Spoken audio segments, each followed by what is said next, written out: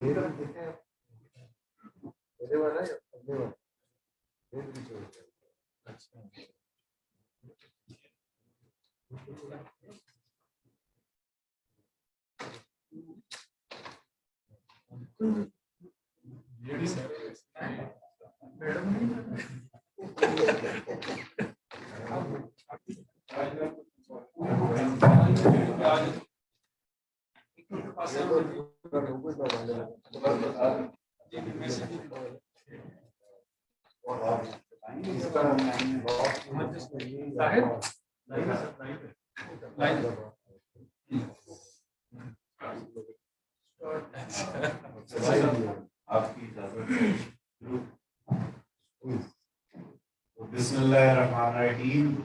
Good afternoon, ladies and gentlemen. Sargodha literary festival जो कि अपने चौथे साल में ये एक शानदार फेस्टिवल का इनेकाद पिछले 2-3 साल से किया जा रहा है और आज से 2 साल पहले भी मेरा इत्तेफाक हुआ था इसको अटेंड करने का। और इस बार पेंडेमिक की वजह से हम ऑनलाइन आपसे मुखातिब हैं, लेकिन बहुत खुशी और एहसास की बात है मेरे लिए भी काफी बहुत ये इसमें शिरकत करने का मौका मिला। मैं बहुत मशहूर हूँ इंतज़ामिया का सरगोदा यूनिवर्सिटी। तो हम जो आज का हमारा सेशन है ये पाकिस्तान में यूनिटी इन डाइवर्सिटी और स्पेशली जेंडर, इकोनॉमिक, एथनिक और रिलीजियस इंक्लूजन के हवाले से ये सेशन रखा गया है। और इसमें हम तारफ से शुरू करेंगे। मेरा नाम अफमान रफीक है, मैं यूएस इंस्टीट्यूट ऑफ पीस को हेड करता हूँ पाकिस्तान। बुनियादी तौर पर मैं एक सोशल साइंटिस्ट, पॉलिटिकल साइंस में मैंने PhD कंप्लीट की और उसके बाद से पिछले 3-4 साल से पाकिस्तान में डेवलपमेंट सेक्टर में और पॉलिसी सेक्टर्स में काम कर रहा हूँ। हमारे साथ आज नहायत ही मोतबर पैनल मौजूद है जिनमें मेरे साथ तशरीफ रखते हैं कपिल देव साहब। कपिल देव पाकिस्तान के नामवर ह्यूमन राइट्स एक्टिविस्ट भी हैं और UN वुमेन को हेड करते रहे हैं सिंध में और उनका बुनियादी तौर पर ताल्लुक थरपारकर मिट्टी से है, तो इनसे बातचीत हुई। उनके साथ तशरीफ रखते हैं रफ़ीउल्लाह काकड़ साहब। रफ़ीउल्लाह बलोचिस्तान से उनका ताल्लुक है और वहाँ पे गवर्नमेंट ऑफ बलोचिस्तान के साथ CPEC यूनिट में डायरेक्टर है और उसके साथ साथ एक एनालिस्ट और पॉलिटिकल एनालिस्ट भी हैं। First road scholar from Balochistan, Oxford university भी रहे हैं। और उनके साथ हमारे अब्दुल अजीज और किसी तारफ के मोहताज नहीं है प्रोफेसर इश्तियाक साहब, वाइस चांसलर सरगोदा यूनिवर्सिटी। और इस पैनल की एक खास बात मेरे ख्याल में ये है कि हम तीनों जो लोग यहाँ पे इस पैनल पे मौजूद हैं वो इश्तियाक साहब के शागिर्दों में शुमार होते हैं। ऑक्सफोर्ड यूनिवर्सिटी में रफ़ीउल्लाह काकड़ और मैं खुद इश्तियाक साहब के स्टूडेंट रहे हैं और कपिल देव वज़ीर-ए-आज़म यूनिवर्सिटी में इश्तियाक साहब के स्टूडेंट हैं। Sir, thank you so much for having us here and we are really pleased for you to join us. तो हम शुरू करेंगे गुफ्तगू का आगाज थोड़ा सा इस याद दहानी के साथ कि पाकिस्तान एक ऐसा मुल्क है जिसमें बहुत मुनफरिद अक़वाम बसती हैं, जहाँ पे अनवाअ व अक़साम के सोशल ग्रुप्स हैं जिनमें मजहबी बुनियादों पे भी तनव्वा है और जहाँ पे लिसानी बुनियादों पे और जेंडर ऑब्वियसली की बुनियाद पे और क्लास बेसिस पे अमीर भी है, गरीब भी है, मिडिल क्लास भी है। तो आज का हमारा सवाल ये है कि क्या हम अपनी इज्तिमाई या इंफरादी जिंदगी में, चाहे वो हुकूमती या रियासत की सतह पे हो, उसमें ये जो इंफरादियत है या ये जो तनव्वुअ है, ये किस हद तक इसकी शमूलियत है हमारी इज्तिमाई फैसला साजी में, ये जो हमारी इज्तिमाई जिंदगी है उसमें किस हद तक जो मुख्तलिफ तबकात हैं मुआशरे के, उनकी नुमाइंदगी किस हद तक है। اور اس کے ساتھ ساتھ جو ہماری معاشرتی زندگی ہے، چاہے وہ ہماری گھر کی چار دیواری کے اندر ہو یا جو پبلک اسپیسیز ہیں ان میں ہو، کس حد تک ہماری جو مختلف طبقات ہیں زندگی کے، وہ کس حد تک اس میں شمولیت کی ہے، ان کی انکلوژن کس حد تک ہے، اور اس میں کہاں پہ مسائل درپیش ہیں، کیسے ان کو بہتر بنایا جا سکتا ہے۔ تو اگر ہم سب سے پہلے شروع کریں مذہبی حوالے سے، کیونکہ پاکستان میں ایک بہت بڑی میجورٹی تو مسلمانوں کی ہے، لیکن اس کے ساتھ ساتھ بہت سے دوسرے مذاہب کے جو لوگ ہیں، چاہے وہ ہندو مت کے پیروکار ہوں، عیسائی ہوں، سکھ برادری سے ہوں، وہ بھی پاکستان میں بستے ہیں۔ تو ان کا ایکسپیرینس کیا ہے پاکستانی معاشرے میں، ان کا مقام کیا، ان کو ان کا کیوں مقام مل پاتا ہے، ان کا ایکسپیرینس کیا ہے؟ قبل سے ہم شروع کریں گے اس حوالے سے۔ تھینک یو علم، جو سوال آپ نے فریم کیا ہے، تو میرے خیال میں پاکستان میں مثلاً جو مذہبی اقلیتیں ہیں وہ محض 4% ہیں، وہ 4% سے کم ہے۔ آپ اس میں پاکستان میں غالباً 80 لاکھ کے 90 لاکھ کے قریب پاکستان میں مذہبی اقلیتیں بستی ہیں، اور اس میں سب سے بڑی جو مذہبی اقلیت ہے وہ ہندو اقلیت ہے، جو کہ غالباً 5 ملین کے قریب میں رہتی ہے، اور اس کا 92% صرف صوبہ سندھ میں رہتے ہیں۔ ہم جب ریاست کے اندر بات کرتے ہیں کہ ان کو کس طریقے سے ریاست ایکسیپٹنس کیسی ہے، ریاست کے اندر یہ جو ڈائیورسٹی ہے خوبصورتی ہے، بنیادی طور پر دیکھیں کہ اس ملک میں ہونا، میری شناخت ہے اس کی مختلف لیئرز ہیں۔ میں بیک وقت پر میں پاکستانی ہوں، میں سندھی ہوں، میں ہندو ہوں، یہ میرے مختلف شناختوں کے لیئرز ہیں۔ اب بات ہے اس کی ایکسیپٹنس کتنی ہے۔ اس ملک کے اندر آپ جب بات کرتے ہیں کہ میں سندھی ہوں، میں ہندو ہوں، میں ایک اقلیت ہوں اس ملک کے اندر، تو بنیادی کوشچن اٹھتا ہے آپ کی شناخت کے حوالے سے، تو ریاست آپ کو کس طریقے سے قبول کرتی ہے، ریاست کے آپ کے ساتھ رویہ کیا ہے، یہ سارے وہ سوال ہے، سارے جڑے ہوئے سوالات ہیں ہمارے۔ تو میں اس کی تھوڑی مختصر ڈیٹیل میں بات کرنا چاہوں گا کہ دیکھیں اس ملک میں جب آپ یہ تقسیم ہند کے دوران یہ ملک جب تو اس میں یہ بر اعظم جیسا کانٹیننٹ تو اس میں بنٹوارا ہوا، تو ہم وہ لوگ ہیں جنہوں نے سرحد کے اس حصے کو چنا، سرحد کے اس پار ہمارے آبا و اجداد نے چنا۔ سن 47 میں ہمارے آبا و اجداد سرحد کے اس پار نہیں گئے، وہ انہوں نے اس دھرتی کے ساتھ وفا کی اور وہ اس دھرتی پر رہے۔ جب انہوں نے اس وفا کی اس امید کے ساتھ، کیونکہ ہمارے قائد نے ہم سے یہ وعدہ کیا تھا کہ آپ اس ریاست میں آپ کو مساوی حقوق کی یقین دہانی کرائی جائے گی، اس کا میں اس لیے اس دلیل بڑی یہ ہے، قائد اعظم صاحب نے پہلے ہی جو وہ وزارت تھی انسانی حقوق کی، وہ انہوں نے وزارت اپنے پاس رکھی تھی۔ جس قانون ساز اسمبلی، جس پہلی جو دستور ساز اسمبلی تھی، جناح صاحب نے جس سے مخاطب ہو کر 11 اگست کی وہ تاریخ ساز اپنی وہ خطاب جو انہوں نے کیا تھا، ان کی جو صدارت کر رہے تھے وہ سب جوگندر ناتھ منڈل کر رہے تھے، وہ پاکستان کے پہلے قانون کے وزیر تھے، وہ ہندو تھے۔ تو آپ اور پاکستان کے ہمارے دیگر جو وزارتیں، اہم وزارتیں تھیں، قائد صاحب نے وہ وزارتیں پاکستان دیگر اقلیتیں ان کو وزارتیں دی گئی۔ اور اس سے بڑا دلیل یہ ہے کہ یہ ملک جو بنایا گیا تھا وہ ایک اقلیت کے لیے بنایا گیا تھا، وہ مسلمان اقلیت کے لیے بنایا گیا تھا۔ تو آپ یہ ساری چیزیں جب دیکھیں گے تو آپ کو یہ بات سمجھنی چاہیے کہ جب یہ ملک ایک اقلیت کے لیے بنا، مسلمان اقلیت کے لیے بنا، وہ جو مسلمان اقلیت جو ہندو اکثریت ریاست میں رہے تھے، تو وہ مسلمان اقلیت کے ریاست کا بننا، پہلا جو منصب پورٹ فولیو ہیومن رائٹس کا وہ قائد اعظم کے پاس رکھنا، پہلا لا منسٹر کا ایک ہندو کو منتخب کرنا، یہ وہ ساری چیزیں تھی کہ اس ریاست کو بنیادی طور پر ایک ایسی ریاست بنانا چاہ رہے تھے جناح صاحب۔ ان کا جو خواب تھا، ان کا جو انہوں نے ویژوائز کیا تھا کہ کیسی ریاست ہوگی جس میں سب کو مساوی حقوق کی یقین دہانی کرائی جائے گی۔ مگر المیہ یہ ہے کہ اس کے بعد یہ جب سلسلہ شروع ہوتا ہے یہ سارا، تو یہ جب قرارداد مقاصد کو متعارف کرایا جاتا ہے 12 مارچ 1949 کو، کس طریقے سے یہ ریاست مسلم میجورٹی اسٹیٹ سے یہ اسلامائز ریاست بن جاتی ہے۔ یہیں سے میرے خیال میں بعد میں یہ سارے مسئلے آپ کی ریاست کے ساتھ شروع ہوتے ہیں۔ اب آتے ہیں کہ اس ملک میں مذہبی عقیدت کو کس طریقے سے ایکسپٹ کیا جاتا ہے۔ میرے خیال میں آپ نے تو کہا ہندو مت، مگر اکثریت یہاں پر آپ کو یہ سننے کو ملتی ہے آپ تو نان مسلم ہیں، آپ تو غیر مسلم ہیں۔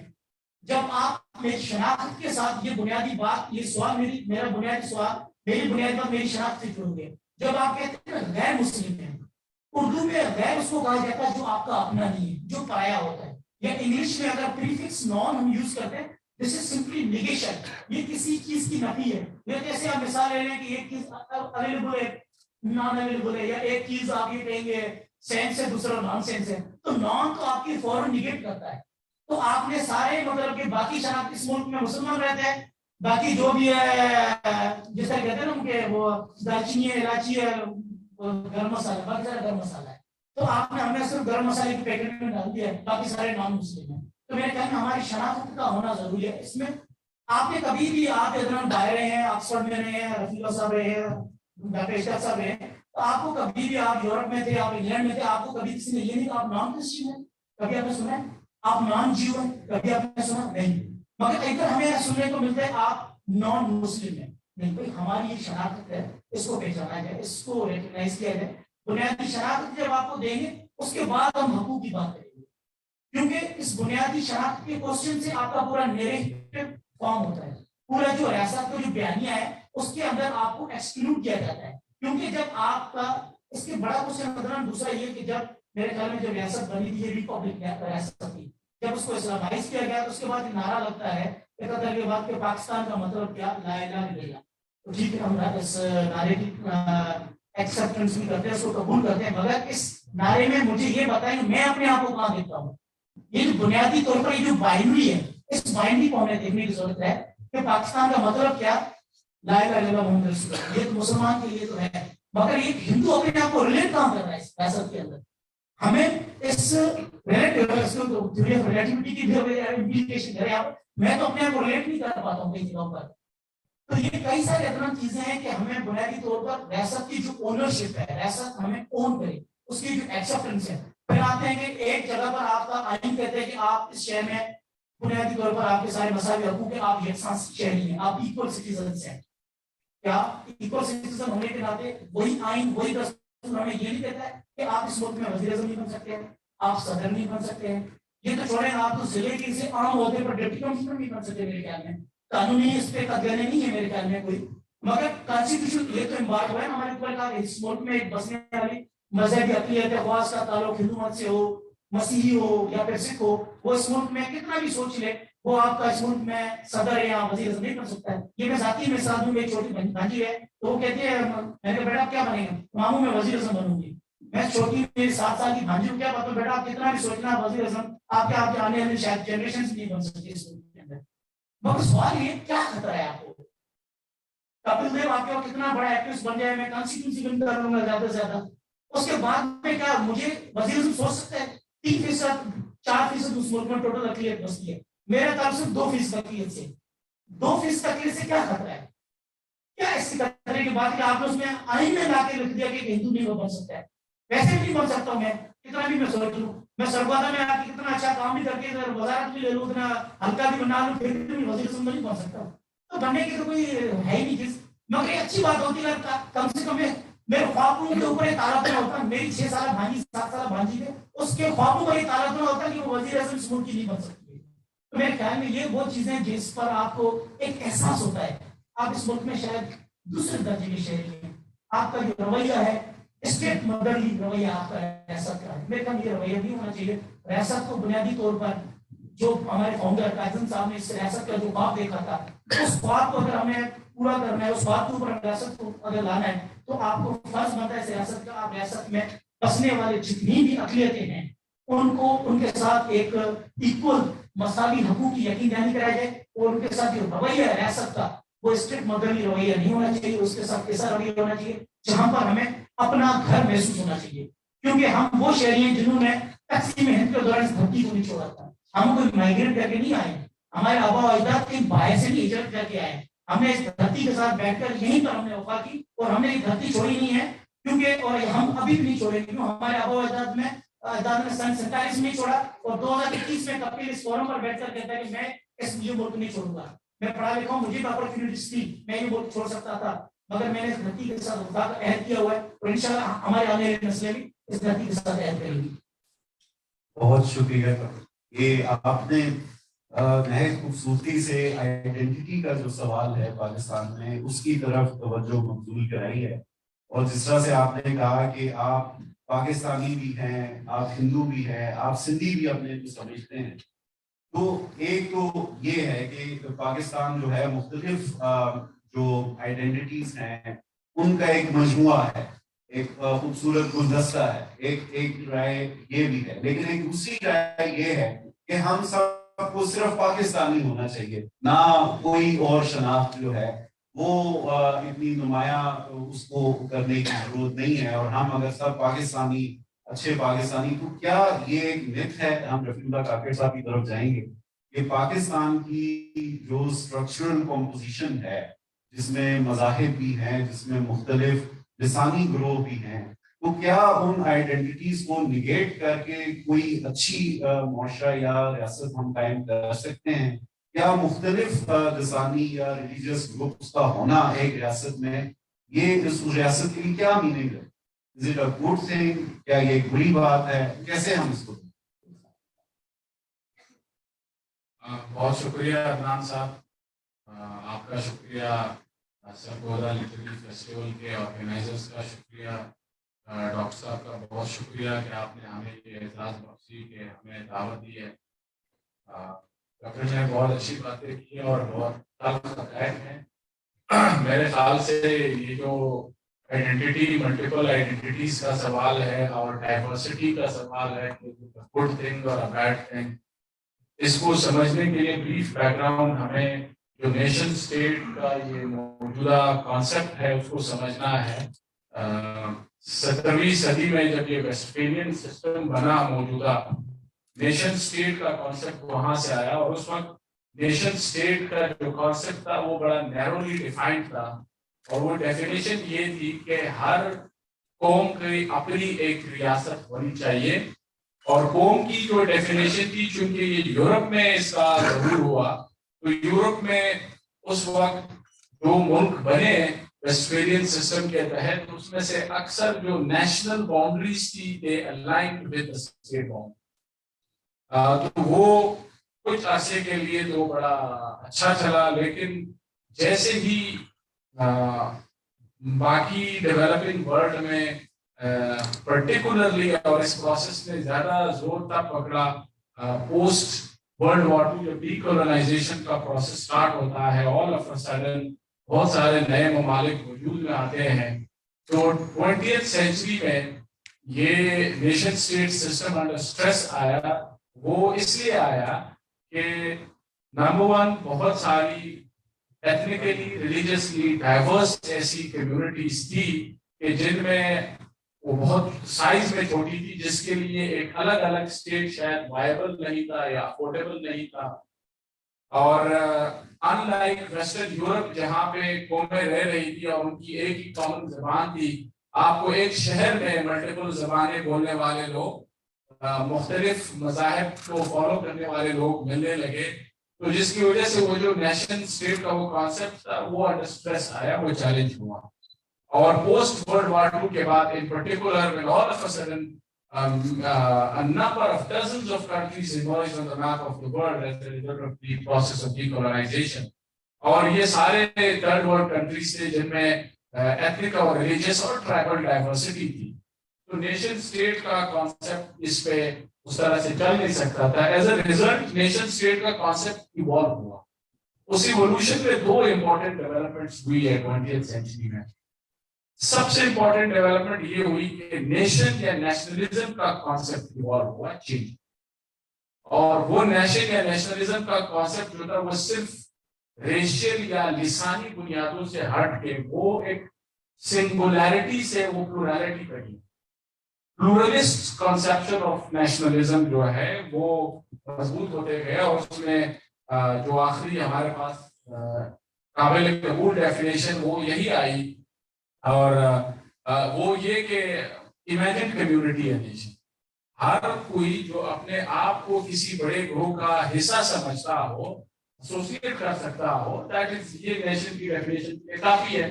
تو یہ تمام پابندیاں یا بعض ہٹا دی گئی کہ آپ کی وہی زبان بولنا، آپ کا وہی مذہب ہونا کوئی ضروری، یہ چیزیں ہو تو اچھی بات ہے، لیکن نہ بھی ہو. نیشن جو ہے وہ بڑا فلوئڈ کانسیپٹ ہے، اور اس میں وہ پلورلزم، ایک پلورلسٹ کنسیپشن آف نیشنلزم آیا اور یہی سروائیو کیا جیسی جن ممالک نے ترقی کی. تو number one nation state system کی سروائیول میں پہلا وہ تھا کہ the concept of nationalism evolved from singularist understanding to a more pluralist basis. دوسرا چینج یہ ہوا کہ جو پولیٹیکل انسٹیٹیوشنز ہیں وہ ایوالو ہوئے. آپ دیکھیں 20th سینچری میں فلرش کر گئی ہے فیڈرل سسٹم دنیا میں, پرٹیکولرلی پوسٹ ورلڈ وار 2. وہ اس لیے کہ ایتھنک ڈائیورسٹی اور فار دیٹ میٹر کوئی بھی ڈائیورسٹی مینجمنٹ کے لیے جو روایتی پولیٹیکل سسٹمز ڈیزائن کیے گئے وہ ناکام ہوتے ہوئے نظر آئے. تو جو نئے سسٹمز جن کی جو فلرش ہوئے, جن کی گروتھ ہوئی, وہ systems تھے which were based on the concept of power sharing and distribution of resources among the different groups living in a particular country or region. تو اس میں no surprise کہ federalism جو ہے آپ دیکھیں کہ federalism, the number of countries that adopted the federal system after the World War II was significantly increased ہوا, اور وہ again اس کی وجہ یہ تھی to manage and accommodate diversity. تو یہ اس کی ایک وہ تاریخ ہے. اچھا, اب اس کے بعد اگر 21st سینچری میں ہم دیکھیں تو آپ کے سوال پہ اصل اس پہ بات آتی ہے کہ کیا ڈائیورسٹی, چاہے وہ religious who, tribal who, ethnic who, is it a curse or a blessing for a country? Does it inherently lead to poor economic growth? Does it inherently lead to conflict? یا ethnically diverse, religiously diverse countries بھی ترقی کر سکتے ہیں؟ جو موجودہ اس وقت اس موضوع پہ لٹریچر موجود ہے اور جو دنیا کی مثالیں ہیں وہ بہت واضح ہے. اور وہ واضح نمبر ون یہ ہے, اور یہ آج کا سب سے بڑا اس سوال کا ٹیکر ہے کہ diversity is not inherently a bad thing, it is not a curse. There are dozens of examples of diverse countries which have made remarkable economic and political progress over the past decade. تو یہ inherently بری چیز نہیں ہے. اچھا, اگر inherently بری چیز نہیں ہے تو پھر ہمارے پاس diverse countries میں دونوں طرح کی examples موجود ہے کہ جنہوں نے ترقی کی ہے اور جو conflict میں پھنسے رہے ہیں, جو پیچھے رہے ہیں. So what makes the difference? Difference اس میں بناتا ہے کہ کوالٹی آف پولیٹیکل انسٹیٹیوشن. اگر آپ کے پولیٹیکل انسٹیٹیوشنز انکلوسیو ہے, پاور شیئرنگ کے بلٹ ان میکینزمز رکھتے ہیں, آپ کے مائنورٹی گروپس کے لیے پروٹیکشن رکھتے ہیں, وہ ان ممالک میں ethnic diversity has been a blessing, been a source of development. اور جنہوں نے پلورلسٹ نیشنلزم کو پروموٹ کیا ہے, جن کا کانسیپٹ آف نیشنلزم جو ہے وہ جس طرح ابھی کپل نے بتایا, یا کہ جس طرح ہمارا جو انفارچونیٹلی جو نیشن بلڈنگ کا پروجیکٹ ہے, ہم نے ایک سنگولر اس میں اردو لینگویج اور مذہب کی دو پلرز کی بنیاد پہ ہم نے اس کو ٹاپ ڈاؤن ماڈل کے تھرو امپوز کرنے کی کوشش کی. وہ ناکام بھی ہوا اور ابھی تک نیشن بلڈنگ کا ہمارا پروجیکٹ کامیاب نہیں رہا ہے. تو یہ جو دو چیزیں ہیں, they make a difference. Whether diversity becomes a source of conflict or becomes a constraint on economic development or not, یہ دو important چیزیں ہیں. نمبر ون کہ آپ کا نیشنلزم کا ماڈل کیا ہے, پلورلسٹ وہ ملٹیپل آئیڈینٹیز کی اپریسیشن اور ریکگنیشن پہ بیسڈ ہے, یا ایک سنگولر آئیڈینٹی کی امپوزیشن پہ بیسڈ ہے. اور number two, the quality of political institutions. کیا آپ کے political institutions پاور شیئرنگ اور اکوموڈیشن آف مائنورٹیز کی بات کرتے ہیں, distribution of resource, fair equitable distribution of resource کو پروموٹ کرتے ہیں, یا وہ پرٹیکولر میجورٹی گروپس کو امپاور کرتے ہیں at the cost of others. تو یہ دو کی ویریبلز ہیں جو ڈٹرمن کرتے ہیں whether diversity is a good thing, becomes a good thing or a bad thing. Thank you Rafiq. آپ نے بھی اور کپل دونوں نے اسٹیٹ کی بات کی. اسٹیٹ اسٹرکچر جو ہے وہ کتنے انکلوسیو ہیں, اس میں جو مختلف جو گروہ بستے ہیں کسی بھی ملک میں, ان کی کتنی میننگ فل ریپرزنٹیشن ہے, یا کیا کوئی ایسا گروہ تو نہیں جس کی اجارہ داری ہو, یا جس کے خیالات کی یا جس کی آئیڈیولوجی کی اجارہ داری ہو. تو آج کل کی جو ماڈرن اسٹیٹس ہیں جو کہ ایک ملٹی کلچرل سوسائٹی اور ایک डिवॉल्व पॉलिटिकल और इकोनॉमिक स्ट्रक्चर के ऊपर बनती हैं, तो इस हवाले से इस तरह की जदीद रियासत बनने में हम प्रोफेसर इश्तियाक साहब की तरफ जाएंगे. Where did we go wrong Ishtiyaq साहब, जो हमारा पाकिस्तान का एक्सपीरियंस है, where did we go wrong, और कौन सी 2-3 ऐसी चीजें की जा सकती हैं जिनके थ्रू हम भी एक इस तरह की जदीद multi cultural pluralistic society, polity और स्टेट बन पाए. Thank you very much. मैं वही जो पहले दो स्पीकर्स ने कहा है उसी के ऊपर बिल्डअप ऑन करूंगा. आई थिंक अगर आप काउंटर फैक्चुअल हिस्ट्री के कॉन्टेक्स्ट में चले जाए तो जो लीडरशिप को करना चाहिए था back in the 40s of Pakistan, उसको डिफरेंट रीजंस है. ये early death of Jinnah and then बहुत सारे इंडिया की तरफ से अगर उस वक्त हम कुछ फंडामेंटल डिसीजन ले लेते, तो इट्स अ ट्रेजेडी के अब 72-73 साल बाद हम यहाँ पे बैठे वो बेसिक क्वेश्चंस डिबेट कर रहे हैं. ये डिबेट तो मेरा ख्याल में 40s-50s में खत्म हो जाना चाहिए, और उसके ऊपर अगर हम ये बेसिक क्वेश्चन सेटल कर लेते तो आगे फिर अपना सक्सेसिवली हम उसके ऊपर फिर इकोनॉमिक और पॉलिटिकल जो एवोल्यूशन होगी थी डिफरेंट होगी. तो यही ट्रेजिक है कि आप दूसरों को सबसे फंडामेंटल प्रिंसिपल मेरे ख्याल में जो मैंने आज अपने इनॉग्रल रिमार्क्स के अंदर भी दिया है फेस्टिवल्स में, और परहैप्स जितने भी कंसेप्टिव कुछ हमारी फंडामेंटल बिलीफ्स नजर आया है, वो ये है कि अगर जिन्ना साहब भी क्लियर हो गए थे, यानी until we spoke before the Constituent Assembly, कि भाई जितना भी रिलीजियस फैक्टर को आपने पॉलिटिकली यूज करके कोई क्रिएशन हो गई, but he was very clear, he was absolutely clear. और इसीलिए जिन्ना ने पॉलिसी स्पीच के अंदर आई डोंट थिंक के थॉमस जेफरसन या Kemal Ataturk were as clear in pronouncing what kind of a state has been created. And that state was basically that there will be no connect between the religion and the state. ठीक है, ये मजहब जो है वो इंफरादी मसला है, और जो मैटर्स ऑफ द स्टेट है वो रन होंगे आप कह रहे हो प्रोग्रेसिव बेसिस पे, प्रोग्रेसिव वेलफेयर स्टेट, उसकी बेसिस पे होगा. इसमें हम अगर फर्दर ये तो क्लियर हो जाना चाहिए, तो उसके ऊपर हम अपना कॉन्स्टिट्यूशन भी फ्रेम करते. और ये जो अपना कबीर ने बात की, ये बड़ी माइनर चीजें मतलब आती भी किसी के ख्याल में भी नहीं आती. अब फिर आप सब्सिक्वेंट ब्रैकेट्स आप देख लो अंटिल दिस डे, उसके अंदर मेरे ख्याल में उर्दू का तो लाजमी क्लियर हो गया था जब जिन्ना वेंट टू ढाका और राइट्स हुए थे पहले. उस वक्त एब्सोल्युटली क्लियर था कि भाई जो डाइवर्सिटी है ये तो बहुत बड़ा एसेट है, जैसे रफी ने कहा, इसको तो सेलिब्रेट करना चाहिए. मसला हमने जो हमारा सबसे बड़ा एसेट है उसको सबसे बड़ी लायबिलिटी बनाई. प्रॉब्लम नहीं है और समझ नहीं आती, और इसमें हमें यानी हमें विजडम की अपॉर्चुनिटीज बड़ी दो मिली है, बड़ी मौका. ठीक है कि हम इसके ऊपर वाइज डिबेट करके और इसको मसले को हल करें, क्योंकि जब तक ये मसला रहेगा this connection between the state and the religion, उस वक्त तक बाकी सारी चीजें आपकी सेटल नहीं है. As simple as that. So language was clear.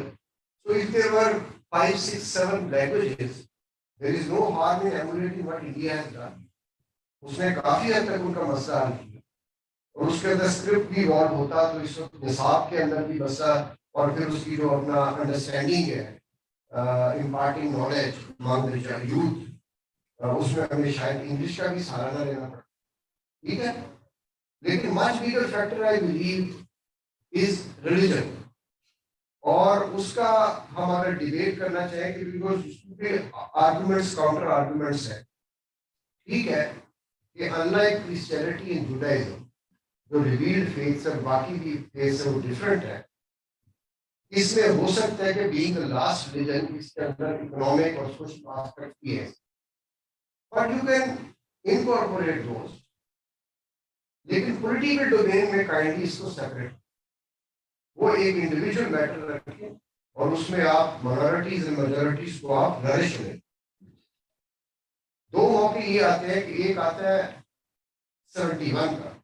71 میں اٹ واز ایبسولوٹلی کلیئر کہ یہ جو ریلیجن اسٹیٹ کا آپ نے کنیکٹ تلاش کیا ہوا ہے وہ فیل کرتا ہے 1971 when Bangladesh separates purely on the basis of language and ethnicity and economic exploitation over. ٹھیک ہے, it was clear. تو اسٹیٹ کو rather than using religion as a unifying factor, اس وقت ایک سوشل ڈیموکریٹک لیڈرشپ بھی ان کے ساتھ اسٹیٹ لیڈرشپ یا اسٹیٹ انسٹیٹیوشنز کوآپریٹ کرتے, بیوروکریسی, سول آرڈینٹی. اور ہم جو mid 70s میں ایک دم ٹرانزیشن آئی تھی ضیاء الحق سے, جو اگین ڈاگمیٹک فیتھ کی طرف پہلا تھا even before Zia ul Haq came comes to power. وہ ہماری ٹرانزیشن ڈفرنٹ چلتی. 70s was a beautiful decade in Pakistani history. So is the case with world history as well. And there was a great opportunity in the 70s. اس ڈگر پہ آپ نے چلنا. We lost that opportunity. And then comes the next 30 years or so, جو ہم نے اگے 2009-7 تک ہم نے بھگتا اس کا ایک جو terrorist outcome of whatever we are doing in the previous 3 decade. I believe کہ 2009 کے اندر جب کافی میجر آپریشن ہو گئے تھے سوات کے اندر اور دوسری جگہ پہ, اور military was virtually fighting with these TTP and all those, اس وقت there was a great opportunity کہ پہلے تو چلو ایک یعنی ایک لارج اسکیل کے اوپر پاکستان میں وائلنس نہیں ہوئی تھی. بھائی آپ نے دیکھ لیا 15-20 سال اور آپ کے میجر شہروں تک آگے انسٹیٹیوشنز کو ہٹ کرا, including the military and the police and state and the government. So if it was clear at that time, maybe 70,000, 80,000 lives have been lost and thousands of soldiers and policemen have died. So then state کو then rethink کرنا چاہیے کہ بھائی یہ اس کو کم از کم چھوڑ دیں. آدھا ملک آپ نے دبا دیا اسی چکر میں کہ آپ نے ریلیجن کو کہا کہ یونیفائنگ فیکٹر ہے. اب آپ کو پتہ چل گیا کہ ریلیجن کے نام پہ ٹیررزم ہوا ہے اور آپ کے گھروں تک آ گیا ہے. آپ نے کافی اپیز بھی کرنے کی in the end you are very clear کہ اس تھریٹ کو ایلیمینیٹ کرنا ہے. ٹھیک ہے, اب اگر آ گیا تو آپ اگین ڈیبیٹ کریں, اور اس چیز کو اگر آپ ڈسکونیکٹ کر دیں تو میرے خیال میں باقی ساری چیزیں وہ اپنا ڈیولپمنٹ کا پاتھ کریٹ ہوتا ہے. لوگ کم از کم اس ڈیبیٹ سے تو ڈیبیٹ ہو جاتے ہیں. سو آئی تھنک فنڈامنٹلی ناؤ اور ایون ان فیوچر یہ جو ایشو ہے اس کو ریشنلی ڈیبیٹ کر کے اس کو ریزالو کرنا چاہیے, بیکاز یہ سمجھ لیں کہ پاکستان اسی طرح آگے بڑھے گا جس طرح اور کنٹریز آگے بڑھے. ہمارے لیے کوئی ایکسیپشنل وہ چیز نہیں ہے. It's the same only rule. Historically جب آپ نے ایک rational pragmatic progressive path choose کیا, دین سیولائزیشن اور آپ کی اپنا economic growth and social development, as simple as that. So I think that is the fundamental problem جہاں سے آئی بلیو کہ باقی سارے کرسز نکلتے ہیں. Last point I would like to reinforce the same argument which is made کہ بھائی ethnic diversity جو ہے یہ تو is a blessing for us. مطلب اتنے ڈائیورسٹی اور پلورلزم ہے سوسائٹی کے لیول کے اوپر, اب اس کو آپ کو یار اس کو تو آپ کو مزید اس سے فائدہ اٹھانا چاہیے. اور یہ پلورلزم نیشنلزم کی جو بات کی اور ایتھنک ڈائیورسٹی کو اپریشیٹ کرنے کی بات کی, اسی کی ہم یہاں پہ بیٹھے ہیں کہ ہم ایک in a house of wisdom through such critical discourses we should try to make a difference. اور خاص طور پہ جو ہماری یوتھ ہے, یوتھ ہی ہمارا فیوچر ڈائریکشن ہے. یہی بتائیں گے اگلے 10 سال 20 سال کے بعد کیا ہوگا. ہم نے تو اپنے تھوڑے سے آرگومنٹس دینے ہیں کہ وہ اپنا اس کو ری تھنک کرے اور اپنے جو ڈسکورسز کے اندر چاہے وہ انفارمل ہے فارمل ہے وہ آگے اس نیریٹو کو پاپولرائز کرے. Thank you very much. Professor Ishtiaq, آپ نے بات کی آئیڈیالوجی کی, آپ نے بات کی ڈائیورسٹی کی, سیلیبریشن آف ڈائیورسٹی کی, کس کو ایکسیپٹ کرنا چاہیے, اس کو سیلیبریٹ کرنا چاہیے. تو اب اس سے اگر ہم مزید آگے چلیں تو صرف ڈائیورسٹی کی ایکسیپٹنس یا سیلیبریشن کی بات نہیں ہے, بلکہ اس کے ساتھ ساتھ یہ معاملہ جڑا ہوا ہے اپرچونٹیز کے ساتھ, لائیولیہڈس کے ساتھ, لوگوں کے معاشی حالات کے ساتھ. کیونکہ جب آپ کی ایکسیپٹنس نہیں ہوتی, آپ کو مارجنلائز کیا جاتا ہے, آپ کو ایکسکلوڈ کیا جاتا ہے ڈیسیژن میکنگ, جو کلیکٹیو ڈیسیژن میکنگ ہے, جو اسٹیٹ کے پروسیسز ہیں, جو اس کے میکنزمز ہیں, میکنزمز ہیں, ان سے تو پھر آپ کے معاشی حالات پہ بھی فرق پڑتا ہے. تو میں کپل دیو کی طرف جاؤں گا. کپل دیو آپ ہیومن وومن کے بھی ہیڈ رہے ہیں سندھ میں. آئی تھنک وہ بھی ایک ہمیں اینگل اس میں لانا چاہیے کہ جو ایکسیڈنٹ آف برتھ ہے, کہ پیدائش کے وقت ہی ایک اگر بیٹی پیدا ہوتی ہے تو اس کے لیے جو مواقع ہے, جو اس کی ایک زندگی کی ٹریجیکٹری ہے, وہ وہیں سے ایک طرح سے انفیریور طور پہ پری ڈیٹرمن ہو جاتی ہے. اسی طرح جو ہماری مذہبی اقلیتیں ہیں یا کئی جو ایتھنک اقلیتیں ہیں, just on the accident of birth, وہ ان کو جو مواقع ملنے ہیں تعلیم کے, امپلائمنٹ کے, زندگی میں آگے بڑھنے کے, وہ وہیں سے ان پہ بہت ساری قدغنیں لگ جاتی ہیں. اور اس حوالے سے جو ترقی یافتہ ملک ہیں انہوں نے افرمیٹیو ایکشنز لیا ہے, انہوں نے بہت ساری ایسے لاز بنائے ہیں, ایسا انہوں نے اکنامک اکوموڈیشن کی ہے کہ وہ ایک زیادہ ایکول سوسائٹی, معاشی نامواری کو بھی وہ ٹیکل کر سکے. صرف باتوں کی حد تک ایکسیپٹنس نہیں بلکہ میننگ فل. تو اس حوالے سے آپ کا کیا ایکسپیرینس ہے یا کیا تجاویز ہیں کہ یہ معاشی ناہمواری جو ہے اور جو جڑ چکی ہے مذہب کے ساتھ, جینڈر کے ساتھ, ایتھنسٹی کے ساتھ, ان کو کیسے ڈیل کیا جا سکتا ہے؟ یہ جو معاشی جو ناہمواری ہے, آپ دیکھیں جب اس ملک میں جو کوئی جابس اور ایڈورٹیزمنٹ آتی ہے, ایک جگہ پر آپ لوگوں نے قدمیں لگی ہیں, یہ مطلب کہ اپلائی نہیں کر سکتا ہے. مگر اس ملک میں ایسی جابس بھی آتی ہیں جہاں پر اسپیشلی لکھا ہوتا ہے جو سینیٹری ورکرز کی جاب ہوتی ہے, اس کے اندر خاتون کی جو نوکریاں ہوتی ہیں اس کے اندر کلیئر کٹ لکھا ہوتا ہے اس کے لیے مسیح اور ہندو یا نان مسلم وہ اپلائی کر سکتے, صرف ان کے علاوہ کوئی اور اپلائی نہیں کر سکتا ہے. وہ جاب صرف ہمارے لیے ایلوکیٹڈ ہوتی ہے. یہ دیکھیں یہاں سے ڈسکریمنیشن ہوتی ہے کہ آپ اس ملک میں کسی بڑے عہدے کے لیے نہیں ہوتی ہے. کیا یہی کوٹا افرمیٹو ایکشن اگر لیا جائے کہ صرف 17 گریڈ کے اور کر لو.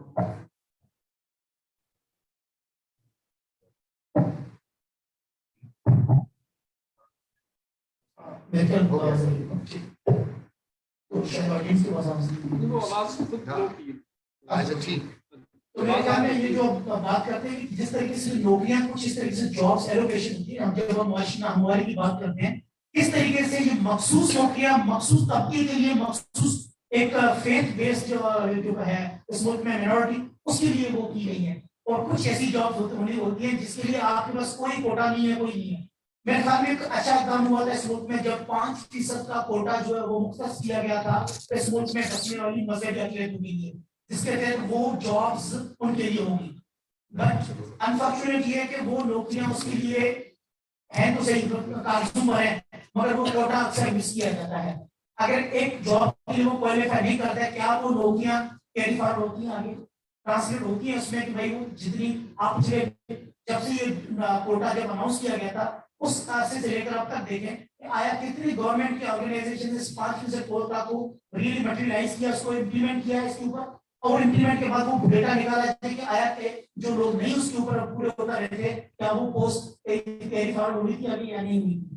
تو میرے خیال میں افرمیٹو ایکشن جب تک نہیں لیے جائیں گے اور جب اس کو پراپرلی امپلیمنٹ نہیں کیا جائے گا, یہ ڈائیورسٹی کی ایکسپٹنس وغیرہ یہ ساری بس تقریری باتیں, یہ سارا ریٹرک ہے جس کو ہم بار بار دہراتے رہے, چاہے وزیر اعظم دہرائے, چاہے کوئی وزیر دہرائے, کوئی دہراتے رہے اپنی تقریروں میں. یہ تقریروں کا حسن بن سکتی ہے مگر یہ گراؤنڈ ریئلٹیز میں اس کو تبدیل کرنا بہت مشکل ہے. اس کے علاوہ دیکھیں حضرات کہ آپ اس ملک میں معاشرت اور کیا سیاست اور سماج دونوں جڑی چیزیں ہیں.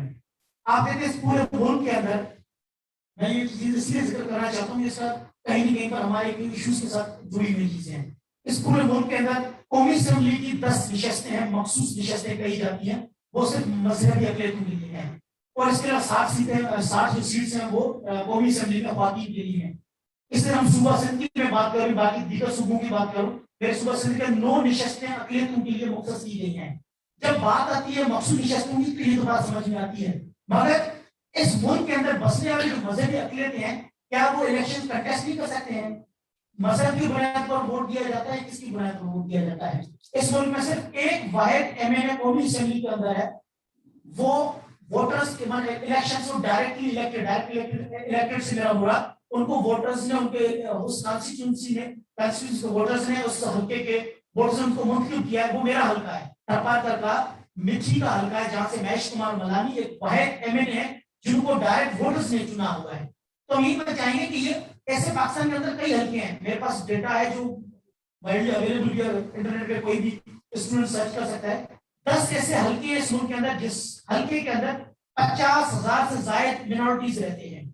अगर वो जो लोग लाहौर से ताल्लुक है जिनका, उनको पता है योहानाबाद एक हल्का है, या जिनको पता है फैसलाबाद का वारिसपुरा, ये तो वो ऐसे हल्के हैं जहां पर मेजॉरिटी रहती है क्रिश्चियंस की। सिंध के अंदर जहाँ उमरकोट है, थरपाकर है, मिट्टू खास है, यहाँ पर हिंदू मेजॉरिटी हल्के के अंदर रहती है। मगर अलमिया ये वो पॉलिटिकल पार्टीज टिकट्स भी देती हैं, कम से कम आप बाकी इलाकों में नहीं देते हैं। जिन एरिया में वो अपनी अक्सरियत रखते हैं उन एरिया में टिकट्स तो देते हैं। वो तो अपना हल्का, वो अपने हल्के से अपना नुमाइंदा तो मुंतखब करें। जब तक आपका हल्के का वो नुमाइंदा नहीं मुंतखब होगा, वो क्योंकि इसलिए जरूरी है कि वो आंसरेबल होता है, कि उसको दोबारा से हल्के के अंदर जाना है, उसको दोबारा से हल्के से कंटेस्ट करना है, लिहाजा वो अकाउंटेबिलिटी होती है। और हमारे यहाँ जो अवाम की अकाउंटेबिलिटी होती है वो वोट्स के जरिए ट्रांसलेट होती है, वो जरूरी होती है।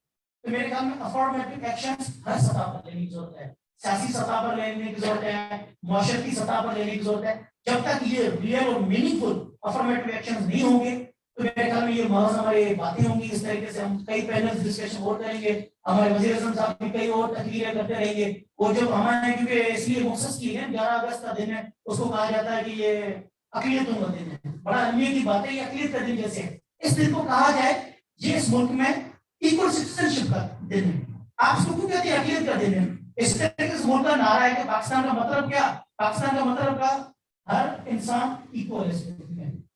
मेरे नारा इस तरीके से होना चाहिए, इस मुल्क में हर इंसान को इक्वल राइट है, ये पाकिस्तान का मतलब होना चाहिए, ये इस पाकिस्तान का बहुत है। तो बस मैं ये कहूंगा भाई, ये अफर्मेटिव एक्शन, क्योंकि अफर्मेटिव एक्शन अगेन वो भी आर्जी अरसे तक के लिए मकसद किए जाते हैं। तो मेरे ख्याल में ये इस मुल्क के अंदर अगले 30-40 साल तक, 50 साल तक ये अफर्मेटिव एक्शन मीनिंगफुल हो, तब जाके मैं कहूंगा या मेरी आने वाली नस्लें कहेंगी हाँ भाई इस मुल्क में हमें मसावी हकूक मिलते हैं, हम इक्वल सिटीजन हैं। जिस तरह अदनान रफी को हक है, उसी तरह कपिल देव को हक है, इस तरह और हमारे नस्लों को हक होगी। बहुत शुक्रिया कपिल। अब हम रफीउल्लाह जाकिर साहब की तरफ जाते हैं। आपने कपिल ने जिक्र किया अफर्मेटिव एक्शन पे बात की, मखसूस नशिस्तों पे बात की उसके हवाले से, और इक्वल सिटीजनशिप की बात की। जो छोटी कौमियतों का, जो लिसानी कौमियतें हैं, उनका जो पाकिस्तान में सारे मामलात हैं, उसके साथ दो चीजें मेरे ख्याल में जुड़ी रही हैं। एक तो सूबाई खुद मुख्तारी का मामला, और दूसरा जो है वो जो सूबों और मरकज के दरमियान जो वसाइल की तकसीम है, तो NFC अवार्ड के जरिए होती है, उसके हवाले से जो ताकत और वसाइल की तकसीम, ये दो चीजें जुड़ी हैं। तो मैं चाहूंगा कि आप अफर्मेटिव एक्शन के हवाले से भी जरूर अपनी राय का इजहार करें, लेकिन उसके साथ साथ सूबाई खुद मुख्तारी और जो वसाइल की तकसीम है, इस हवाले से भी कैसे छोटे सूबे और छोटे कौमियतें। बहुत शुक्रिया, ये बड़ा इम्पोर्टेंट सवाल है। सवाल और ये बड़ी अच्छी कंट्रीब्यूशन है जो पिछला राउंड ऑफ क्वेश्चंस हुआ था कि now that we know that ethnic diversity is not necessarily going to lead to fragmentation or conflict or a weak economic growth. So how do we translate ethnic diversity into a source of prosperity? How do we do that? उसमें मैंने बात की थी pluralist nationalism की और institutions कैसे बनाए जाए, डिजाइन ऑफ पॉलिटिकल इंस्टीट्यूशंस पे ये बात आती है। अच्छा, हमेशा याद रखिए स्टेट जो स्टेट होता है, स्टेट कोई सोशल या पॉलिटिकल वैक्यूम में एग्जिस्ट नहीं करता, स्टेट न्यूट्रल नहीं होता। कानूनी तौर पर तो हम यही सोचते हैं कि स्टेट न्यूट्रल है, but state is not neutral. At the end of the day, state is state or the state institutions are comprised of human beings like us. और हम ही बतौर ह्यूमन बीइंग्स हमारी अपनी प्रेजुडिसेस, बायसेस, प्रेफरेंसेस है, हमारी अपनी कुछ प्री कंसीव्ड आइडियाज के साथ हम आते हैं, और वो आइडियाज, वो प्रेजुडिसेस एडवांटेज देते हैं सर्टेन ग्रुप्स को और सर्टेन ग्रुप्स को डिसएडवांटेज देते हैं। تو پولیٹیکل تو اس کے لیے کیا کرنا چاہیے؟ وہ پہلا دو امپورٹنٹ چیزیں ہیں. ایک ہے پاور شیئرنگ. آپ پاور ڈیوالو کرتے ہیں ان گروپس اور کمیونٹیز کو تاکہ وہ اپنے نمائندوں کے تھرو اپنے معاملات سنبھالیں. پہلا ہے. دوسرا کہ آپ سرٹن پاورز سینٹر میں رکھتے ہیں تاکہ ایک ایڈمنسٹریٹو وائبلٹی، اکنامک وائبلٹی ملک کی دفاع انشور ہو. اب دونوں پہ کیا کیا ہو سکتا ہے؟ جو سینٹر میں کچھ پاورز رکھیں کہ at the end of the day centre میں بھی تو فیڈریٹک یونٹس کے نمائندے ہیں اور سینٹر کوئی نیوٹرل باڈی تو نہیں ہے. سینٹر میں جو لوگ بیٹھے ہیں وہ اکثریتی کمیونٹی کے لوگ ہوتے ہیں اور وہ اپنی حساب سے، اور اس میں کوئی بری انٹینٹ ضروری نہیں ہے شامل ہو.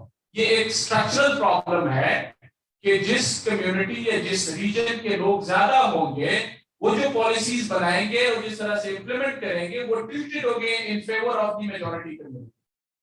تو آپ اس میں کیا کرتے ہیں؟ پہلا تو آپ نے سسٹم ایسا ڈیزائن کرنا ہے. یاد رکھیں یہ اگر میں کہوں کہ آج امپورٹنٹ باتوں میں سے اگر جو ادھر ہوئی ہے ان میں سے ایک امپورٹنٹ بات آج اگر ہم نے سیکھنی ہے وہ یہ ہے جب ہم پولیٹیکل سسٹمز کی انالیسس کرتے ہیں بہت بدقسمتی ہے کہ ہمارا پبلک ڈسکورس فوکس ہے انڈیویجولز، شخصیات کے تجزیوں میں ہم لگے رہتے ہیں. دیکھیں شخصیات اس لارجر اسکیم آف تھنگ میں ریلیونٹ. آپ کو سمجھنا ہے انسٹیٹیوشنز کیا ہے، وہ کیسے آپریٹ کر رہے ہیں اور ان کو بہتر کیسے کیا جا سکتا ہے. یہ ترقی کے لیے سمجھنا ضروری ہے. تو وہ سمجھنا کیا ہے. دوسرا یہ انڈیویجول ایتھکس اور موریلٹی پہ ہم جاتے ہیں. انڈیویجول ایتھکس موریلٹی چینج ہوتی ہے. یہ we are rational actors, we are responding to the incentives offered by the system. آپ کو کرنا کیا ہے پولیٹیکل ریفارمز میں؟ کیا ہے کی یہ ہے کہ how do you align the interests of the system with the interests of the political elites. آپ پولیٹیکل ایلیٹس کے انٹرسٹ کو الائن کیسے کریں سسٹم کے انٹرسٹ کے ساتھ؟ میں اس کا ایک بڑا کلیئر مثال دینا چاہتا ہوں. موجودہ ہمارا فیڈرل نظام ناکام ہے میرے حساب سے. 18ویں ترمیم نے بڑا ریسکیو کیا ہے، ابھی بھی اس کی فلا ہے. ایک میجر فلا میں ہائی لائٹ کرنا چاہوں گا. بلوچستان کے حوالے سے بات ہوتی ہے کہ جی بلوچستان ترقی نہیں کر رہا. بلوچستان کے مختلف ہائپوتھیسیز ہے. کچھ کہتے ہیں بلوچستان کے اپنے سردار ہیں، کچھ ہم کہتے ہیں کہ اسلام آباد والے ہیں، اور کچھ کہتے ہیں کہ فوج طاقت کا استعمال کرتی ہے. یہ سارے میرے حساب سے ٹھیک باتیں، لیکن یہ سمپٹمز ہیں. یہ ہم سمپٹمز روٹ کاز کیا ہے؟ روٹ کاز یہ ہے کہ ایک ایسا وفاقی نظام جس میں بلوچستان کی اوقات قومی اسمبلی کے 17 سیٹوں کے برابر ہے. اچھا اب اس میں ریگارڈلیس کہ کون سی پولیٹیکل پارٹی، اس کا پرابلم کیا ہے کہ any party that aspires to come into power at the federal level has no incentive to invest in it. PMLN, Peoples Party, PTI، کوئی بھی پارٹی جو وفاق پہ اقتدار میں آنا چاہتی ہے، ہمارا موجودہ فیڈرل نظام اس پارٹی کو زیرو انسینٹیو دیتا ہے کہ وہ بلوچستان کا خیال رکھے. کسی بھی سیاسی پارٹی کا سب سے بڑا انسینٹیو کیا ہے؟ سب سے بڑا انٹرسٹ ری الیکشن. کسی بھی سیاسی پارٹی کا سب سے بڑا انٹرسٹ ہوتا ہے ری الیکشن. اچھا ری الیکشن کے لیے اگر میں بلوچستان کے بڑے حقوق کا دعوے دار ہوں، آپ آج مجھے بھی وزیر اعظم بنا دیں اس سسٹم میں، I will not care about Balochistan. No smart politician will care about Balochistan. کیونکہ آپ نے سسٹم ایسا ڈیزائن کیا ہے کہ وہ انسینٹیو نہیں دیتا کہ اس ریجن میں کوئی خیال رکھیں. وہ کیسے؟ اگر آپ مجھے بھی وزیر اعظم بنا دیں، forget about عمران خان، میاں نواز شریف اور پیپلز پارٹی کا وزیر اعظم، میرا انسینٹیو کیا ہے؟ میرا سب سے بڑا انٹرسٹ ہے دوبارہ وزیر اعظم. دوبارہ وزیر اعظم بننے کے لیے جب میں چارٹ پہ نظر ڈالتا ہوں، بلوچستان کی ٹوٹل 17 سیٹیں، اور وہ 17 میں سے بھی کیونکہ بلوچستان اتنا بڑا ہے، پولیٹیکل فریگمنٹیشن ہے، ایتھنک ڈائیورسٹی ہے، آج تک کوئی ایک پارٹی 17 میں سے 5 سے زیادہ سیٹیں نہیں جیت سکتی. اب now as a prime minister when I look at Balochistan, اگر میں بلوچستان کو جنت بھی بنا دوں، جنت سارے پاکستان کا بجٹ کو ڈائیورٹ کروں، what is the political return that I am getting؟ Maximum 5 سے 10 قومی اسمبلی کی سیٹیں. یہ کوئی انتہائی بیوقوف آدمی ہوگا پھر جو بلوچستان ہے، وہ جب دیکھتا ہے کہ بھائی جی ٹی روڈ کے آس پاس 90 سیٹیں مل سکتی ہے، लाहौर की 20-25 सीटें, कराची की 30 सीटें, मतलब why would any smart politician not care about these regions? So what you have done is आपने the road to the power corridors of Islamabad passes through north and central Punjab and Lahore. It doesn't pass through Balochistan, it doesn't pass through parts of southern Punjab, it doesn't pass through former FATA. तो ये incentive कैसे change करते हैं, ये change ऐसे करना है। Number one, senate को आप ज्यादा पावर दे दें नेशनल असेंबली के बराबर या उससे ज्यादा अमेरिकन सेनेट के तरफ से। मनी बिल्स में सब सेनेट को कोई इख्तियार नहीं, whole of federation appointments, no confidence vote, ये सारे चेंज करें। सेनेट को ज्यादा इख्तियार देने से सेनेट क्या बनेगा, अट्रैक्टिव बॉडी बनेगी कंपेयर टू नेशनल असेंबली। दूसरा, सेनेट के इलेक्शन डायरेक्ट कर दें। ये दो चीजें क्या होगा, ये दो चीजें जब आप करेंगे, you have change the incentive structure. अब क्या होगा, the road to the power corridors of Islamabad will pass through farmer Phata, southern Punjab and Balochistan. फिर क्या होगा, इंसेंटिव चेंज होगा। यही वजीर आजम, यही लोग, यही पार्टियां, they will care about Balochistan. वो कैसे, वो ऐसे, अगर सेनेट ज्यादा अट्रैक्टिव बॉडी बनता है, बलोचिस्तान की 1 करोड़ आबादी से आपने 20 सीटें जीती है, पंजाब की 10 करोड़ आबादी से आपने 20, 1 करोड़ को तो आप 1 एकड़ के खरीदना भी चाहे खरीद, 1 करोड़ को कन्विंस करना ज्यादा आसान है, खुश करना ज्यादा आसान है, या 9-10 करोड़ को खुश करना ज्यादा। तो ये हमारी इंडिविजुअल एथिक्स या शख्सियत से बाहर है। सिस्टम में इंसेंटिव्स दें, वो सिस्टमिक इंसेंटिव्स जब देंगे, दीस political actors, they are rational actors, they will respond. अभी सेनेट इलेक्शन में, हालांकि सेनेट इतना पावरफुल बॉडी नहीं है, तमाम पाकिस्तान की तवज्जो बलूचिस्तान पे।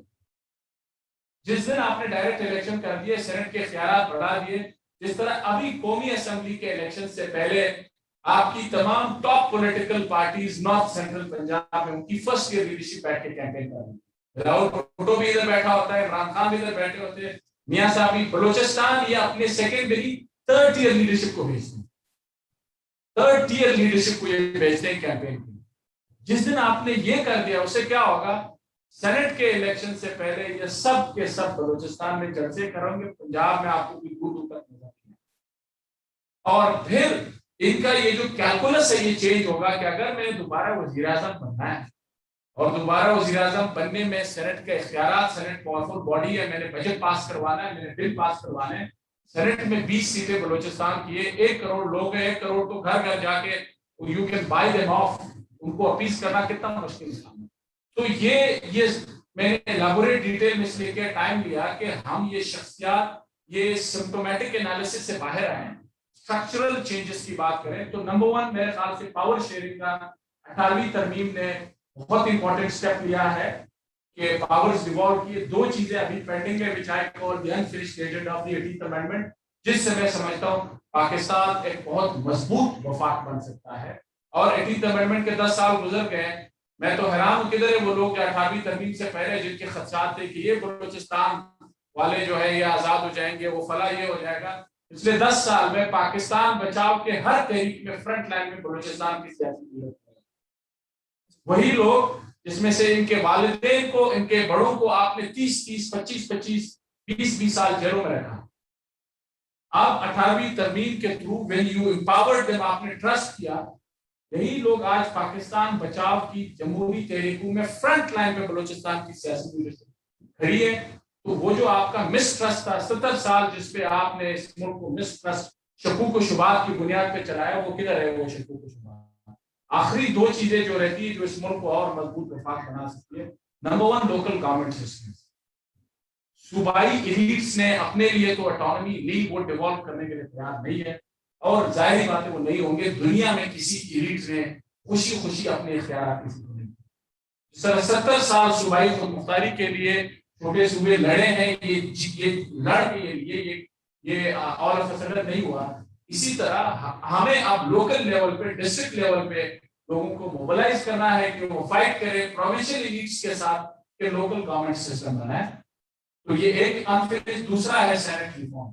जिस दिन सेनेट रिफॉर्म्स होंगे on the lines that I have mentioned, तो आपका सेंटर जो है वो भी एक इंक्लूसिव गवर्नमेंट बनेगा, और उसमें आप जो है बलूचिस्तान रिगार्डलेस, फिर पीएमएलएन पावर में आ जाए, कोई भी आएगा, You have given an incentive to the parties that come into power at the federal level to care about smaller regions, built-in protection आपने दे दी, और मैं समझता हूँ कि इन तीनों तजावीज़ से पाकिस्तान एक बेहतर और मजबूत वफाक बन सकता है और एथनिक डाइवर्सिटी को बेहतर तरीके से मैनेज और अकोमोडेट।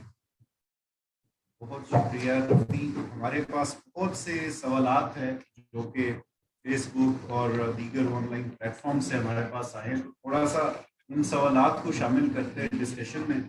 मैं प्रोफेसर इश्तियाक की तरफ जाऊंगा क्योंकि सवाल आया है शहर बानो लोधी साहिबा का, जो कि ये कहती है कि ये जो यूनिटी इन डाइवर्सिटी और ये जो डाइवर्सिटी को एक्सेप्ट या इसको सेलिब्रेट करने वाली बात है, तो ये एज एन एजुकेशनलिस्ट आप क्या समझते हैं कि जो हमारा तालीमी निज़ाम है वो किस हद तक ये यूनिटी इन डाइवर्सिटी को प्रमोट करता है या इंट्रोड्यूस करता है, या जहन साजी में हमारी जो कौम की जहन साजी है उसमें ये कॉन्सेप्ट किस हद तक करता है और कैसे इसको बेहतर बनाए? मैं बस ब्रीफली बोलूँगा इसके ऊपर। मतलब जो अगर स्ट्रक्चरल क्लॉज हिस्ट्री से हमें मिले हैं, उसी की वजह से हमारे सोशल डिविजन्स और इकोनॉमिक जो क्राइसिस है वो उसका रूट कॉज। और इस सोसाइटी के अंदर पाकिस्तान में यानी काफ़ी डिस्क्रिमिनेशन के ऊपर बेस्ड ये सोसाइटी है, और उसकी जो जाहिर है कि आपको इम्पैक्ट एजुकेशन सेक्टर में भी नजर आता है। तो हमारे यहाँ डिफरेंट किस्म के private education, public education, with in public, वो काफी सारी उसके अंदर इश्यूज है। तो डाइवर्सिटी से आपने यूनिटी सीख करनी है। असल में देखें कायनात जो है यूनिफॉर्मिटी पे, ठीक है, लेकिन ये uniformity is the sum total of different distance segments. तो आप असल में तो आप लाइफ में यूनिफॉर्मिटी सीख करते हैं, चाहे वो अपना सोशल इक्वालिटी पे हो, जेंडर एक्विटी पे हो, ये सारी आप यूनिफॉर्मिटी सीख करते हैं। लेकिन वो डाइवर्सिटी को आप अपना बेहतरीन तरीके से उसका फायदा उठा के तो वहाँ दूसरी तरफ अपनी सफर करते हैं।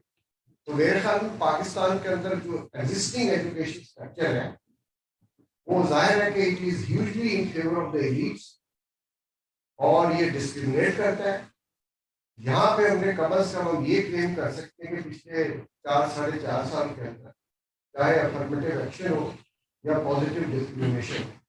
आई रिमेम्बर इंजीनियरिंग में हम इंटरव्यू कर रहे थे, उसके अंदर 2 हिंदू आए थे, तो एक का तो हो नहीं सकता था, मैंने कहा दोनों नहीं। क्यों? यहाँ पे अगर हिंदू आएगा, क्रिश्चियन आएगा, ये क्रिश्चियन अगर यहाँ पे आए तो उसको कोशिश करेंगे कि वो ईडी ऑफिस के अंदर दूसरे शोबों में जाए, ठीक है। तो आहिस्ता आहिस्ता सरल तरीके से आप यहाँ पे चेंज लाते हैं। मैंने जो एक्सपीरियंस मेरा अपना आपको बताऊँ कि एजुकेशन इंस्टीट्यूशन है और वही यूनिटी डाइवर्सिटी के थीम के ऊपर कि हमने यहाँ पे जो काफी सारे जो काम किए हैं, हमने जो पहले हो रहा था ना उससे उल्ट किया। हमने देखा ये भी चल रही है, एब्सोल्युटली इसको अपोजिट करना है, शुरू कर दो तो उसमें चेंज आ रहा है। यहाँ पे जो दिक्कत हमने फील की है वो जाहिर है इसलिए हम यहाँ पे बैठे हुए हैं। ये जो माइंड्स है, मैंने ये नोट किया है इन सोसाइटी की जहाँ पे अभी भी पेट्रोनेज सिस्टम बड़ा परसिस्ट कर रहा है और अभी इनको अपॉर्चुनिटी मिली है, एक्सपोजर मिला है थोड़ा सा, खासतौर पर यूथ को। Relatively younger people, students, young faculty are receptive to change. और ये को मैं नई बात नहीं कर रहा हूँ, बाकी लोगों का जो माइंडसेट चेंज करना वो जनरेशनल मेरे ख्याल में चैलेंज है, तो वो करना पड़ेगा। हमने यहाँ पे जहाँ तक अपॉर्चुनिटी एक्सटेंशन की बात है, हमने कोई डिस्टिंक्शन ड्रॉ नहीं की, हमने पॉजिटिव डिस्क्रिमिनेशन किया इवन जेंडर के इशू को, बिकॉज वी फंडामेंटली बिलीव कि जब आप ये पैरिटी की तरफ अपना सफर करते हैं तो आपके जो गंभीर इश्यूज है आहिस्ता आहिस्ता वो रिजॉल्व हो जाएगा। तो यूनिटी की तरफ हमारा सफर रहना चाहिए। डाइवर्सिटी को आप अप्रिशिएट करोगे, जितने भी cast, gender, race, whatever distinctions हैं उनको आप अपना पॉजिटिव सेंस में लेके उनका एक गुलदस्ता जो है वो क्रिएट करोगे, उसके ऊपर हम अपना सारा जो एजुकेशनल या सोशल स्ट्रक्चर बिल्ड करें, वो I think is the better pathway for this country, for that matter for any other developing country. Thank you professor Ishtiyaq. मैं रफी अगर आपकी तरफ आऊं फॉर अ क्विक आंसर, ये अहमद ज़हीर साहब ने ये सवाल किया है कि एक आसर दिया जाता है कि जियोपॉलिटिक्स जो है वो हमारे जो अंदरूनी मामलात हैं, चाहे वो मसली हम आहंगी है या एथनिक हम आहंगी है, उसमें जो मुनाफरत है वो उसको फैलाने में बैरूनी साजिशों का और इन चीजों का बड़ा हाथ है। आप कैसे देखते हैं कि क्या ये अंदरूनी मामला है या इसमें बैरूनी, ये कैसे आप इसको कैसे? देखिए, इस सवाल का ताल्लुक जो है, जो एकेडमिक एक वाइडर डिबेट है, स्ट्रक्चर और एजेंसी की डिबेट है कि किस हद तक जो बैनुल-अक़वामी स्ट्रक्चर्स है वो कॉन्स्ट्रेंट करते हैं the choices of actors with in the global system, और किस हद तक ये एक्टर्स इंडिपेंडेंट है, ये अपनी इंडिपेंडेंट चॉइसेस भी कर सकते हैं। देखिए, इसमें तो मेरे ख्याल से कोई शक नहीं है कि जिस तरह का ये ग्लोबलाइज्ड वर्ल्ड में हम रहते हैं, इंटीग्रेटेड सिस्टम है, ग्लोबल इकोनॉमी भी इंटीग्रेट है, आपकी पॉलिटिकल सिस्टम में बहुत सारी इंटरडिपेंडेंसीज है इंटरनेशनल रिलेशंस में, तमाम कंट्रीज किसी न किसी हद तक डिपेंडेंट है on this global system, so there choices are कंस्ट्रेन्ड by the existing global structures to a certain extent. तो ये तो I concede this, और ये इसकी बहुत सारी मिसालें हैं। अब coming to the context of Pakistan, having said that, इसका ये मतलब नहीं है कि जो भी कंट्रीज की डिसीजन या पॉलिसीज है वो डिटरमिन्ड है बाय द ग्लोबल सिस्टम या स्ट्रक्चर्स, ग्लोबल पॉलिसी। हर कंट्री के पास अपनी एक बड़ी यूनिक स्पेस है जिसमें वो इंडिजिनस उनकी अपनी एजेंसी को एक्सरसाइज करते हैं, डिसीजन लेते हैं, they face the consequences by the world. Pakistan में जो ये इश्यूज है, आई थिंक पाकिस्तान के कॉन्टेक्स्ट में एक सबसे बड़ा जो जिसकी तरफ लोग रेफर करते हैं वो दो एलिमेंट्स है, वो अमेरिकन डिपेंडेंसी पाकिस्तान का कोल्ड वॉर में सीटो सेंटो से लेके और फिर उसकी इम्प्लीकेशंस, और दूसरा जो है वो सऊदी पे डिपेंडेंसी, ऑयल और एक रीजनल हेजेमनी के लिए जो कोशिशें हैं, और the role that they have played in creating some of the crisis that Pakistan faces today. तो ये वाली बात तो यहाँ तक दुरुस्त है, लेकिन अगर हम इसी को जरा डीपर एनालिसिस करें तो इसकी भी जो मेन रूट कॉज है वो डोमेस्टिक है।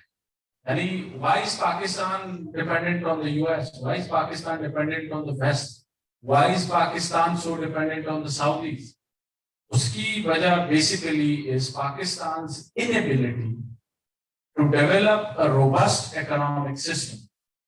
जब आपकी मईशत कमजोर है, और मईशत की कमजोरी, हमारे पास वसाइल तो हर तरह के हैं, वसाइल भी है, आपके पास चारों फ्रेंडली, आपके पास मौसम भी है, तो इकोनॉमी ना डेवलप करना at the end of the day ये हमारा डोमेस्टिक प्रॉब्लम है। और हमारी जो पॉलिटिकल एलीट्स है वो रेंट सीकिंग मोड पे उन्होंने इस मुल्क को चलाया है। हमने प्रोडक्टिविटी की तरफ, प्रोडक्टिव सेक्टर्स को बढ़ाने की तरफ हमने कोई कोशिशें संजीदा की नहीं, जिसकी वजह से हमारी डिपेंडेंसी इन एक्टर्स पे है, और जिसकी वजह से फिर हम उनके कहने पे सर्टेन पॉलिसीज परस्यू करते हैं। सो to conclude it, I do not think कि इसमें एक्सटर्नल फैक्टर्स का इंपॉर्टेंट रोल है, यानी डिटर्मिनिंग रोल उनका नहीं है। डिटर्मिनिंग रोल डोमेस्टिक फैक्टर्स का है। उसमें नंबर वन, जिस तरह मैंने कहा, हमारी इकोनॉमी या मईशत, जब हम वो नहीं कर सकते, एज अ रिजल्ट हमने क्या किया हुआ है, क्योंकि ग्लोबल इकोनॉमिक वैल्यू चेन में कहीं हम रेलेवेंट ही नहीं है, हम कुछ प्रोड्यूस ही नहीं करते, तो हुआ क्या है, हुआ ये है, हम रेंटली स्टेट में हमने कहा भाई हमसे कुछ प्रोड्यूस तो हो नहीं सकता, हमारी खिदमत हाजिर है, कोई काम करवाना हो, कोई शोर डलवाना हो, कोई लड़ाई करवानी हो, किसी को तंग करना हो, तो हम उस ग्लोबल वैल्यू चेन में हमने अपनी नीश ढूंढ ली है। और हमारी पॉलिटिकल एलीट्स और बतौर रियासत हम एक रेंटियर स्टेट बन गए हैं कि हम प्रोडक्शन तो नहीं कर सकते, लेकिन हमें कमाने का वाहिद जरिया जो है, कोई काम आपने आउटसोर्स करना हो वो हमें दे दे, हम तैयार। तो यानी खुद में लगा के कि if we put our house in order तो फिर फॉरेन इन्फ्लुएंसेस को कोई उनका अमल दखल हमारी दाखिली जिंदगी में नहीं रहेगा। अगला सवाल मैं कपिल देव आपकी तरफ आना चाहूंगा। ये परीशे साहिबा का सवाल है।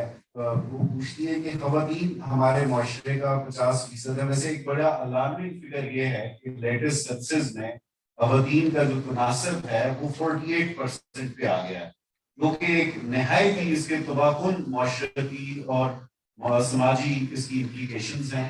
और उसके साथ साथ ये एक किसी भी सोसाइटी में हो नहीं सकता जब तक जेंडर सिलेक्शन उसमें एक्सरसाइज ना की जा रही। तो एक तो इस हवाले से भी आप जरूर मगर वो पूछती है कि हमारे माशरे में खवातीन का वो फाल किरदार नहीं है जो कि कई दीगर ममालिक में नजर आता है। जेंडर इंडेक्स में भी हम 3-4 वर्स्ट ममालिक में शामिल हैं।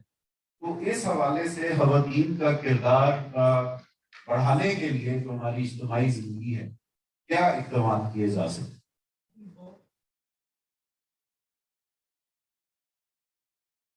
मेरे ख्याल में ये बहुत ही रेलेवेंट सवाल है। और जब हम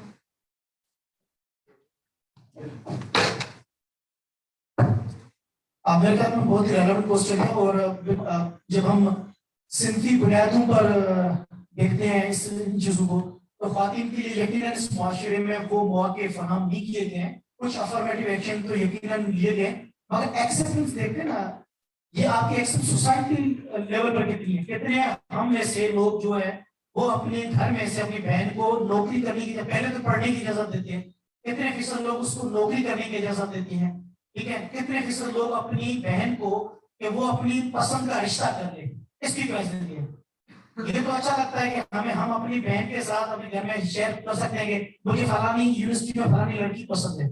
क्या इस मुल्क बहन अपने भाई को कह सकते हैं मुझे फलाना लड़का पसंद है? तो ये चॉइसेस की जब रिस्पेक्ट नहीं करते हैं हम लड़कियों की, और उनकी वो इंडिपेंडेंस है, उनकी जो फ्रीडम है उसकी रिस्पेक्ट नहीं करते हैं, तो यहीं से मेरे ख्याल में आपके लिए मसले हैं।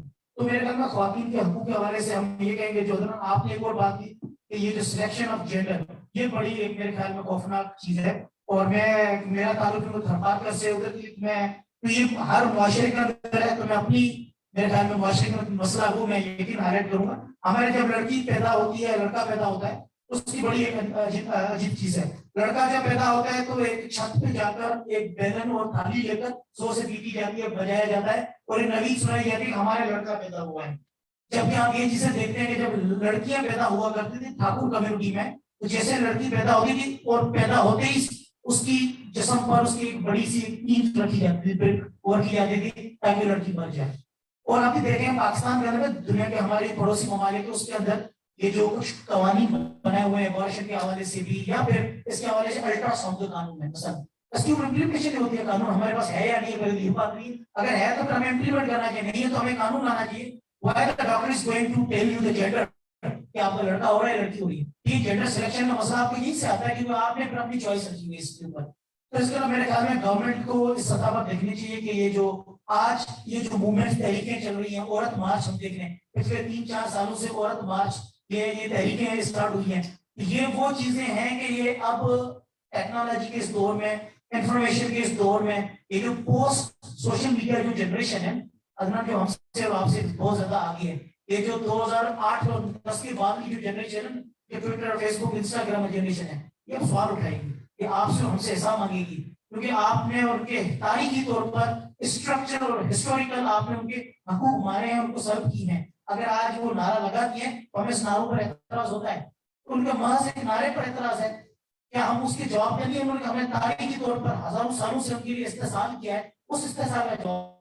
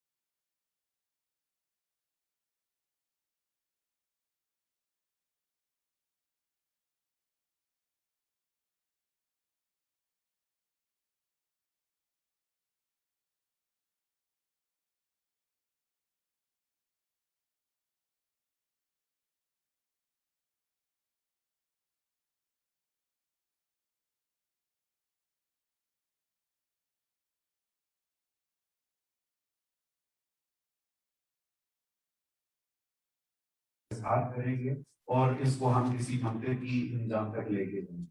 تو میں بہت شکر گزار ہوں کپل دیو صاحب کا, رفیع اللہ کاکڑ صاحب کا, پروفیسر اشتیاق کا کہ انہوں نے آج ہمیں جوائن کیا, اور بہت شکریہ آپ سب کا ہمارا ساتھ. Thank you.